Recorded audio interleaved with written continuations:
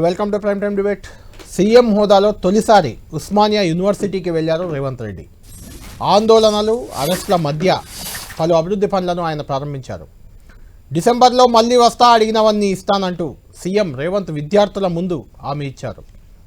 అయితే CM OU టూర్పై విపక్షాలు బగ్గుమంటున్నాయి. డిసెంబర్లో రా చూస్తామంటూ సవాల్ విసురుతున్నాయి. మళ్ళీ వస్తా, అన్నీ ఇస్తా అంటూ రేవంత్ చేసిన కామెంట్స్ ఇప్పుడు హాట్ టాపిక్గా మారాయి. ఏమేం కావాలో చెప్పండి, అదే రోజు జీవో ఇస్తా అంటూ రేవంత్ రెడ్డి ప్రకటించడం ఆసక్తి రేపుతుంది. ఓయూకు రూపాయలు 1000 కోట్లైనా ఇస్తానంటూ విద్యార్థి అడిగిన ప్రశ్నకు ఆయన సమాధానం ఇచ్చారు. అంతేకాదు ఉస్మానియా యూనివర్సిటీకి ఎంత ఇచ్చినా తక్కువే, ప్రొఫెసర్ ఎమ్మెల్సీగా ఉంటే తప్పేంటి, ఆల్రెడీ ఉస్మానియా యూనివర్సిటీ ప్రొఫెసరే నాగేశ్వర్ ఎమ్మెల్సీగా గతంలో గెలిచారు కూడా గ్రాడ్యుయేట్ నియోజకవర్గం నుంచి, అది వేరే విషయం.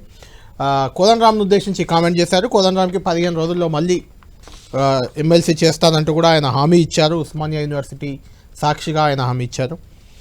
ఏదేమైనా ఉస్మానియా యూనివర్సిటీకి ఆక్స్ఫర్డ్ యూనివర్సిటీ చేస్తా, ఉస్మానియాలో ఆక్స్ఫర్డ్ యూనివర్సిటీ ఫెసిలిటీస్ ఇస్తా, ఎన్ని వేల కోట్లైనా ఇస్తా, డిసెంబర్లో వచ్చి మీరు అడిగిన వాటికి అక్కడికక్కడే జీవోలు ఇస్తా అంటే ఒక సంచలన ప్రకటన. ఒకే ఒక్కడు సినిమాలో అల్లు అర్జున్ స్టైల్లో అక్కడ నిలబడి జీవోలు టైప్ చేయడం, సస్పెండ్ చేయడం, ఇలాంటి ఆ సినిమా సీన్ గుర్తు వచ్చేలా అదే రోజు జీవోలు ఇచ్చేందుకు రేవంత్ తీసుకున్న నిర్ణయం ఇప్పుడు హాట్ టాపిక్గా మారింది. ఇదే అంశంపై చర్చిద్దాం. మనతో పాటు డిబేట్లు జరుగుతున్నారు. బీఆర్ఎస్ పార్టీ నుంచి ఆ పార్టీ నేత విజయ్ కుర్వా, ఆయన కూడా ఓయూ విద్యార్థి. చంద్రగాని దయాకర్ ఓయూ విద్యార్థి నాయకుడు, ఇప్పుడు పీసీసీ ప్రధాన కార్యదర్శి కూడా. కళ్యాణ్ నాయక్ బీజేపీ కీలక నాయకుడు, ఓయూలో సుదీర్ఘకాలం ఓయూ ఉద్యమాల్లో ఉన్న వ్యక్తి ఆయన. రేవంత్ రెడ్డి ఓయూకు వెళ్ళి 2 ప్రధాన కామెంట్లు. ఒకటి, డిసెంబర్లో వస్తా, అన్నీ చేస్తా, అక్కడికక్కడ జీవోలు ఇస్తా అన్న పాయింట్. రెండోది, ఓయూను ఆక్స్ఫర్డ్ యూనివర్సిటీ స్థాయిలో మారుస్తా అంటూ ఆయన చేసిన కామెంట్ ఇంట్రెస్టింగ్గా ఉన్నాయి. ఆ రెండు ఒకసారి విందాం మనం, విన్న తర్వాత డిబేట్. మళ్ళీ నేను వస్తా, ఠాగూర్ ఆడిటోరియం కాదు, మా వీసీ గారికి, మా పోలీస్ సిబ్బందికి చెప్తున్నా, ఆ ఎల్ల నేను వచ్చిన రోజు క్యాంపస్ లోపల ఒక్క పోలీసు కూడా పెట్టకండి. ఏ విద్యార్థులు ఏ నిరసన అయినా తెలపనియండి, నిరసన తెలిపే స్వేచ్ఛ కూడా వాళ్ళకి ఇద్దాం. ఆర్ట్స్ కాలేజ్ ముందు మీటింగ్ పెడతా, మీకు కావలసిన 100 కోట్ల నిధులు ఇస్తా. మళ్ళీ మీటింగ్ ఆర్ట్స్ కాలేజ్ దగ్గరనే, అక్కడ ఇక్కడ కాదు. ఆర్ట్స్ కాలేజ్కి వచ్చిన రోజు డీజీపీ గారికి, సిటీ కమిషనర్ గారికి నేను ఆదేశాలు ఇస్తున్నా, ఒక్క పోలీస్ కూడా క్యాంపస్ లోపల ఉండొద్దు, నేను వస్తా. మీరు ధనవంతులు కావాలి, మీరు గొప్ప వ్యక్తులు కావాలి అని అంటే రాష్ట్ర ప్రభుత్వం పంచడానికి భూములు లేవు, నింపడానికి ఖజానా లేదు. మీకు నేను ఇవ్వగలిగింది విద్య ఒక్కటే, నాణ్యమైన విద్యనే మీ తలరాతలను మారుస్తుంది. మీ తలరాతలు మారాలంటే మీరు చదువుకోవాలి. చదువు ఒక్కటే పరిష్కారం, చదువు ఒక్కటే మిమ్మల్ని గుణవంతులు చేస్తుంది, ధనవంతులను చేస్తుంది, శ్రీమంతులు చేస్తుంది. ఈ తెలంగాణ సమాజంలో మిమ్మల్ని భాగస్వాములను చేస్తుంది. చదువుకునే వయసులో మీరు ఇతర వ్యాపకాలకు లోనైతే జీవితాంతం బాధతోని కుళ్ళి కృషించి చావాల్సిన పరిస్థితి వస్తుంది. చూసాం కదా, ముఖ్యమంత్రి రేవంత్ రెడ్డి గారు తొలిసారిగా ముఖ్యమంత్రి హోదాలో అక్కడికి వెళ్ళి ఆయన హామీలు ఇవ్వడం, ఒక శంకుస్థాపన, హాస్టల్ బిల్డింగ్కి ప్రారంభోత్సవం చేశారు, కొన్ని శంకుస్థాపనలు కూడా చేశారు. ఖచ్చితంగా ఈ స్టేట్మెంట్, రేవంత్ రెడ్డి గారి స్టేట్మెంట్, డిసెంబర్ 9 దాదాపు సోనియా గాంధీ జన్మదినం, తెలంగాణ వచ్చిన రోజు, ఆ రోజు వెళ్ళే అవకాశం ఉంది ఓయూకి మళ్ళీ ఆయన. ఆ రోజు విద్యార్థులు ఏది అడిగితే అది ఇస్తానంటూ చేసిన ప్రకటన ఇక్కడున్న అందరితో, ఎందుకంటే అందరూ ఓయూలో చదివిన విద్యార్థులు గతంలో, ఇంక్లూడింగ్ నేను కూడా ఓయూలో చదివిన అతన్నే, కాబట్టి ఖచ్చితంగా గర్వపడాల్సిన అంశమే అది.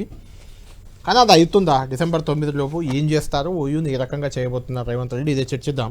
దయాకర్ గారు, నిజంగా రేవంత్ రెడ్డి గారు చేసిన వ్యాఖ్యలు అది గర్వపడాల్సినవి, ఖచ్చితంగా అలా అనుమానం లేదు.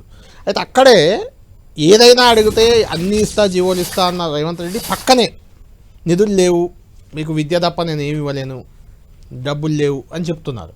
నిజంగా ఓయూకు ఖచ్చితంగా ఆక్స్ఫర్డ్ స్థాయికి తీసుకెళ్లాలంటే 1000 కోట్ల నిధులు అయితే కావాలి, ఇస్తారా?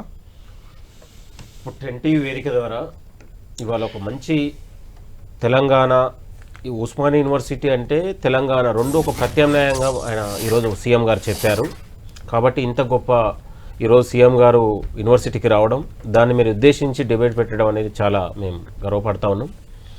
108 సంవత్సరాల ఉస్మానియా యూనివర్సిటీ చరిత్రలో ఒక ముఖ్యమంత్రి హోదాలో వచ్చి విద్యార్థులతోని అదే ఉన్నటువంటి అక్కడికి వచ్చి ఇక్కడ నేను సంవత్సరానికి 40,000 కోట్ల రూపాయలు మనం విద్యకు ఖర్చు పెడుతున్నాం. అసలు ఉస్మానియా యూనివర్సిటీ బాగుపడాలంటే మనం ఏం చేయాలి, ఎట్లా ఉన్నది దీన్ని ఆక్స్ఫర్డ్ స్టాన్ఫర్డ్ ఏదైనా నిధులే. గత 10 ఏళ్ళ ఉన్నటువంటి గత పాలకుల నిర్లక్ష్యంతో వైఫల్యాలతోని ఉస్మానియా యూనివర్సిటీ చారిత్రాత్మక ఉస్మానియా యూనివర్సిటీ అధోగతి పాలైంది. నియామకాలు లేవు, నిధులు లేకుండా కూడా.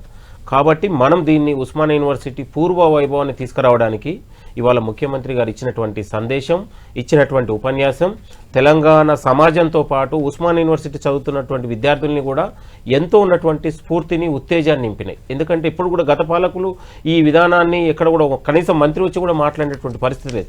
ముఖ్యమంత్రి గారే స్వయంగా వచ్చి నేనేమంటున్నాను, మనం రాణించడం కాదు, వాళ్ళ విద్యార్థులు చాలా మంది విద్యార్థి సంఘాలు బీఆర్ఎస్ వ్యతిరేకించేవి. అప్పుడు ఎవరు తెలంగాణ మొత్తం విద్యార్థులు కేసీఆర్ రాష్ట్రపతితో పాటు ఒక కార్యక్రమానికి అటెండ్ అయ్యారు, స్నాతకోత్సవానికి 100 ఏళ్ల పండుగకి హాజరయ్యారు. ప్రభుత్వం తలుచుకుంటే ఏదైనా చేయొచ్చు కదా నేను అనేది. ఇవాళ ముఖ్యమంత్రి గారు తీసుకున్నటువంటి ఒక సాహసోపేతమైన నిర్ణయం కావచ్చు, ఒక చారిత్రాత్మక నిర్ణయం కావచ్చు, అది యూనివర్సిటీకి అభివృద్ధికి దోహదపడింది. రైట్. విజయ్ గారు, ఈరోజు సీఎం స్టేట్మెంట్ ని చూస్తే ఖచ్చితంగా ఓయూ అనేది ఆక్స్ఫర్డ్ అయ్యా దయాకర్ గారు ఖచ్చితంగా విజయ్ అడిగిన దాంట్లో చాలా వ్యాలిడ్ పాయింట్ ఉన్నాయి. రెండు వినండి, అడగనివ్వండి. 80 కోట్లతో గత ప్రభుత్వం నిర్మించిన హాస్టల్ భవనాన్ని రేవంత్ రెడ్డి ప్రారంభోత్సవం చేశారు. 2 లక్షల ఉద్యోగాలు జాబ్ కార్డు ఇస్తామన్నారు, ఇవ్వలేదు. 55,000 గత ప్రభుత్వం ఇచ్చిన నోటిఫికేషన్లు మేము ఇచ్చామని మీరు చెప్తున్నారు. 20 నెలల్లో స్ట్రేట్ క్వశ్చన్, 20 నెలల్లో ఉస్మానియా యూనివర్సిటీకి మీరు ఇచ్చింది ఎంత, చేసింది ఎంత చెప్పండి. స్ట్రేట్ క్వశ్చన్ ఒకటే. ఇవాళ బీఆర్ఎస్ నాయకులు మేము హాస్టల్ భవనానికి 80 కోట్లు ఇవ్వడం అంటే చాలా సిగ్గుతో తలంచుకోవాలి. వాళ్ళు ఉస్మానియా యూనివర్సిటీ డబ్బులతోని ఇవాళ పీజీ రామరెడ్డి డిస్టెన్స్ ఎడ్యుకేషన్ పైసలతోని, ఎగ్జామినేషన్ ఉన్నటువంటి బ్రాంచ్లు ఉన్నటువంటి పైసలతోనే హాస్టళ్ల నిర్మాణం జరిగింది. దీని మీద దేనికైనా చర్చకు సిద్ధం. కేవలం ఆ రోజు విద్యాశాఖ మంత్రిగా ఉన్నటువంటి సబితా ఇంద్రారెడ్డిని గౌరవంగా తీసుకొచ్చిన నారు వీలు పెట్టినటువంటి వైస్ ఛాన్సలర్ రవీందర్ గారు తీసుకొచ్చి ఇవాళ రిబ్బన్ కట్ చేశారు తప్ప వీళ్ళు చేసింది శూన్యము. వాళ్ళు రూపాయి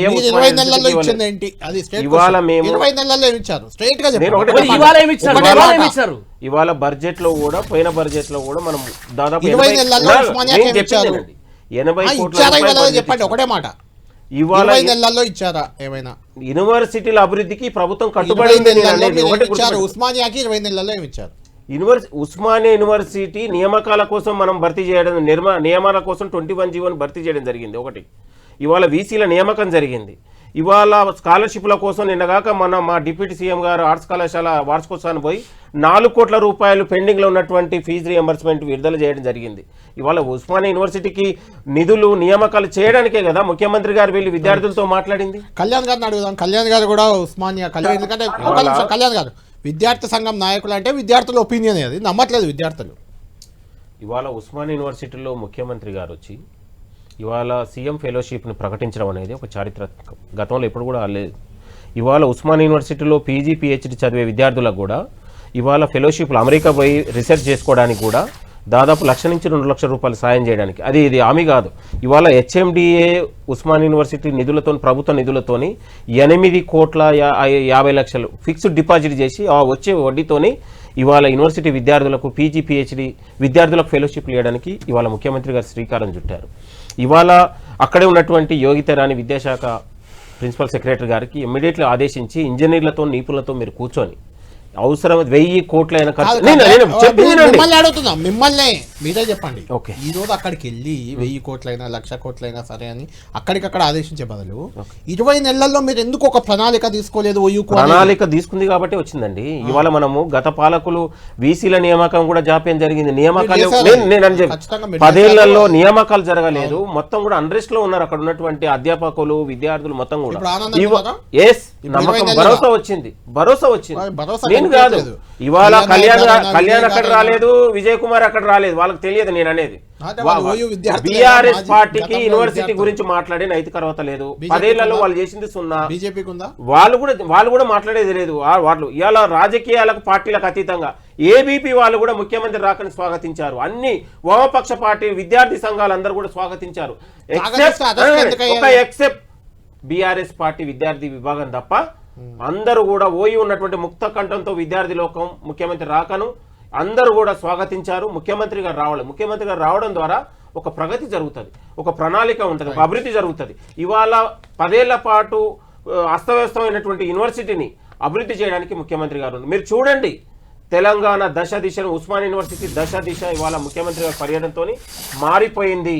ఇవాళ మీరు అంటున్నాను 10 ఏళ్లలో హాస్టల్ కాదు దేనికి కూడా వాళ్ళు రూపాయి ఇవ్వలేదండి. మొత్తం కూడా భూములు లాక్కుంది వాళ్ళు, యూనివర్సిటీ నిర్వీర్యం చేసింది వాళ్ళు. గతంలో వాళ్ళు ముఖ్యమంత్రి గారు ఏమని చెప్పారు ఈ రోజు, నేను డిసెంబర్ లో వచ్చినప్పుడు ఒక్క పోలీసు కూడా ఉండొద్దు. అదే మాటకు ముఖ్యమంత్రి గారు కట్టుబడి ఉండబోతా ఉన్నారు. మీరు చూడండి తెలంగాణలో ఉన్నటువంటి యూనివర్సిటీలో ఉన్నటువంటి విద్యార్థి లోకమే ఆయనకు రక్షణగా ఉండి మొత్తం కూడా పెద్ద ఎత్తున నీరాజనాలు